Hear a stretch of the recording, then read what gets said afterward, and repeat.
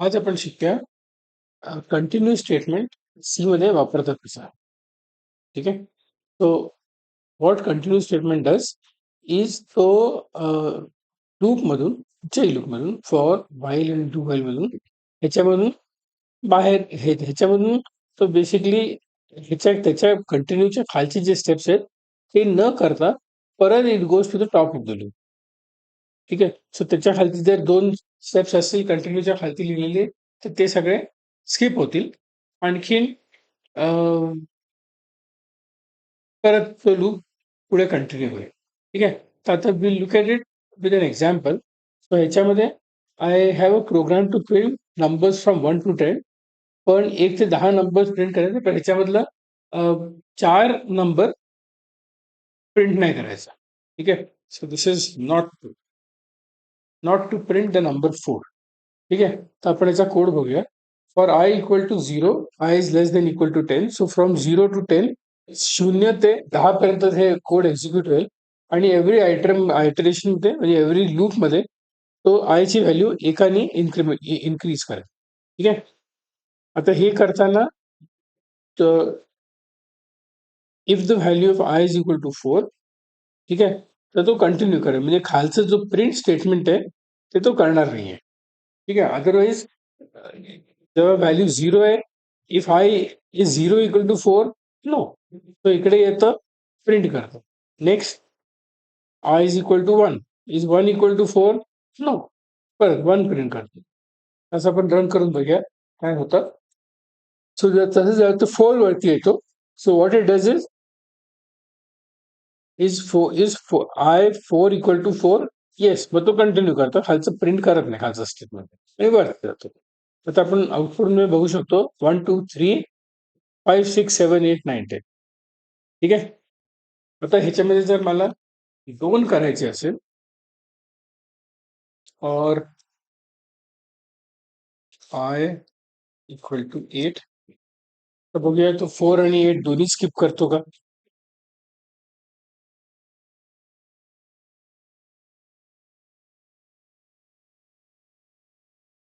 ठीक आहे. So this is basically और इज सॉरी दुसऱ्या लँग्वेज आलं. सो सो 1 2 3 5 6 7 9 10, बेसिकली 4 आणखीन 8 माझं ह्याच्यामधलं स्किप झालेलं आहे. ठीक आहे. आता जर मला आता जर मला एक लूप असं करायचं आहे ज्याच्यामध्ये मी 1 ते 40 प्रिंट करतो आणि मला ह्याच्यामध्ये 4 आणखीन 4 आणि 8 चे मला मल्टिपल्स टाकायचे नाही.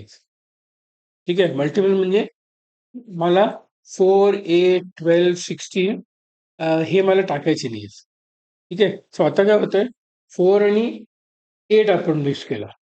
आता जर मी ह्याला 4 आय मॉड्युलस 4 केला इक्वल टू 0.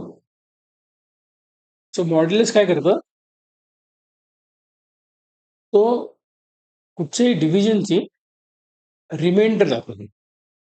तो जर मी 5 डिवाइड बाय 4 केला त्याचा रिमाइंडर किती येईल, 1 येईल. 4 डिवाइडेड बाय 4 चा रिमाइंडर काय आहे, 0. So if it is 0, print नका करू. ठीक आहे. 8 डिवाइड बाय 0, 8 डिवाइड बाय 4, परत 0. तर तो 4 8 16 12 16 20 24 हे असे नंबर्स तो प्रिंट करणार नाहीये. आता आपण चेक करूया. 4 इकडे मिस झाला, 8 मिस झाला, 12 मिस झाला, 16 मिस झाला, 20 मिस झाला. तर चालतंय. जर मला ह्याचं एक्झॅक्टली उलटं करायचं, मला फक्त तेच नंबर फक्त प्रिंट करायचे. 4 8 12 16 जर मी नॉट इक्वल टू 0 केला. ठीक आहे. सो इफ नंबर मॉड्युलस 4 म्हणजे when I am doing a multiplication, when I am doing a division आणि त्याच्यामध्ये त्याचं remainder if it is not equal to 0 म्हणजे रिमाइंडर 1 2 3 4 काही असलं पण 0 नसलं पाहिजे, तेव्हा तो स्किप करेल, तो खालचं प्रिंट स्टेटमेंट करणार नाही.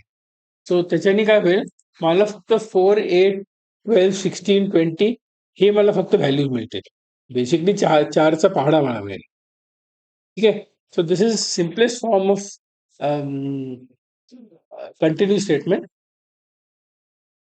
आणखीन ह्याच्यामुळे अजून पण व्हेरियस कॉम्बिनेशन असू शकतात. पण हे जर